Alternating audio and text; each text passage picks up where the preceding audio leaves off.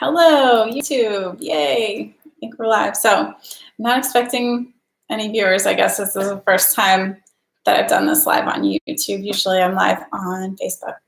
So welcome. Hello, I'm Leila Thomasone, and my coaching business is called Limitless by Leila. And you can find me pretty much any social network at Limitless by Leila. So excuse the workout gear today.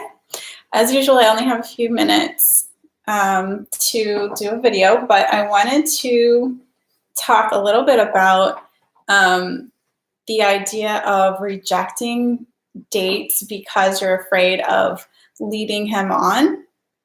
And oh, I do have a dog here, so if he barks, sorry about that. So I have a couple points to make, and I hope this is an interesting topic for you. Thank you for watching whenever you watch or wherever you come from. So what I wanted to say, first of all, is I think this is a cop-out, this excuse, really.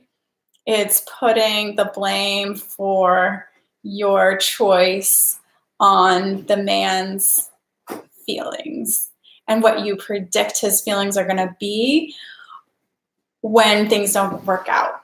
So you might be coming from the guise or the theory. It's a theory, right? We can't predict the future, but the theory is that I can't see a future with him. Guys, if you're watching, this might feel a little jarring to you, but you know, we as women really like to make predictions that we really are not qualified to make. And so even though we might think to ourselves, we're not the best with thoughts, we're really better when we're tuning into our feelings. And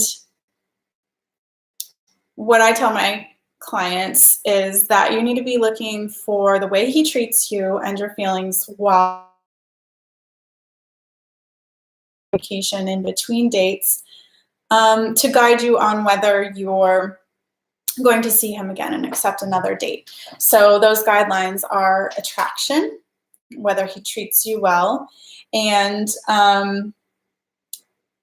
whether he's leading things, I think. For some reason, I can't think of the third one right now.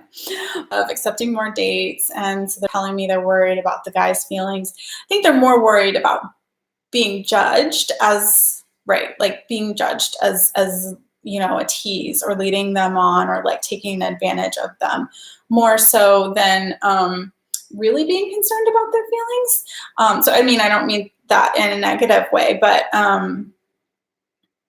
yeah, it's a fear, right? So anyway, we can't predict the future. We don't know what's going to happen with a particular relationship. You don't know if this guy is going to tell you on the next date, you know, I'm sorry that things have been awkward. I was going through a lot of stress, but I really want to spend time with you. And, you know, I think you're amazing, and, you know, brings flowers and, you know, does a 180. You know, that's possible, right? You don't know for sure. And I'm granting that as like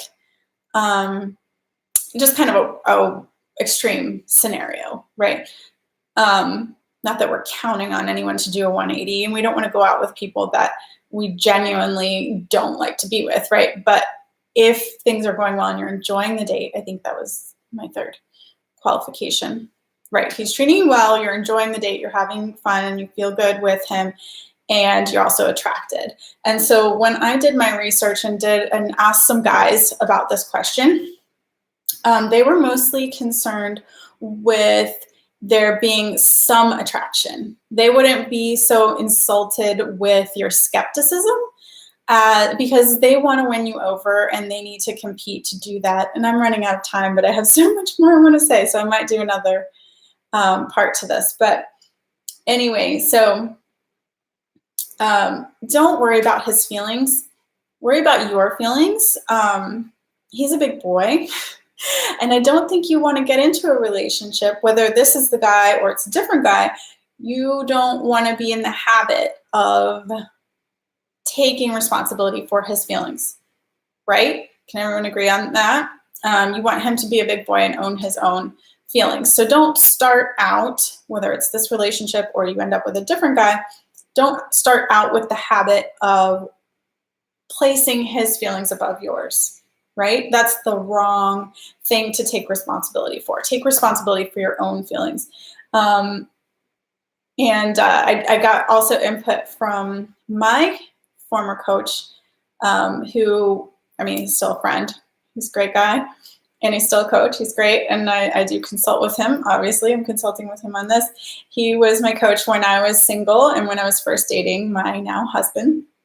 His name is Noah Revoy, and you can find him through some of my videos, his videos that I've been in. He's been nice enough to have me on as a guest, and so maybe I'll interview him soon. But yeah, check out his stuff. And like I said, consulted with him and some of the guys that he coaches, who say, don't worry about the guy's feelings. Worry about your own feelings, your own attraction. And if you're worried about being honest, what they're concerned about you, your honesty, that where they would be concerned about your honesty is whether you're representing yourself truthfully. Are you representing yourself truthfully? My values, my goals, are you being honest with him about those things?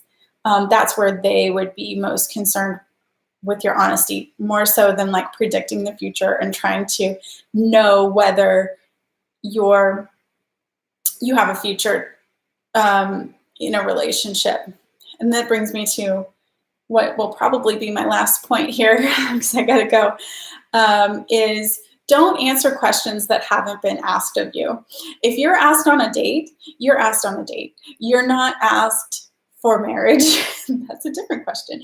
You're not asked to predict the future. You're not asked whether you know this guy is the one, or whether you're sure about this guy. That's not what he's asking you. He's just asking for a date, right? So a date is just a date. Kiss is just a kiss. If you are assuming that his question is putting an expectation on you that you're not ready for, ask questions of him to clarify what is he expecting of you. And you might feel bashful about doing that because you may be kind of making assumptions that aren't correct. You may be assuming that he wants more from you than what he's actually asking, because he needs to get to know you and he needs to know whether you're right for him. Also, he's checking you out just as much as you're checking him out. Don't assume that he's totally set on you and he's asking for your hand in marriage, like I said, because if he were, he would be doing that. He would be saying, will you marry me, right? So don't feel the pressure of expectations that aren't even there, much less not said out loud. So that's what I've got to say today, and thank you for watching, and I gotta run. But yeah, check out my Facebook page, my Facebook group. I'm doing doing discussions every week in my Facebook group. It's called Limitless Ladies. So check me out there, and I'll see you later. Bye-bye.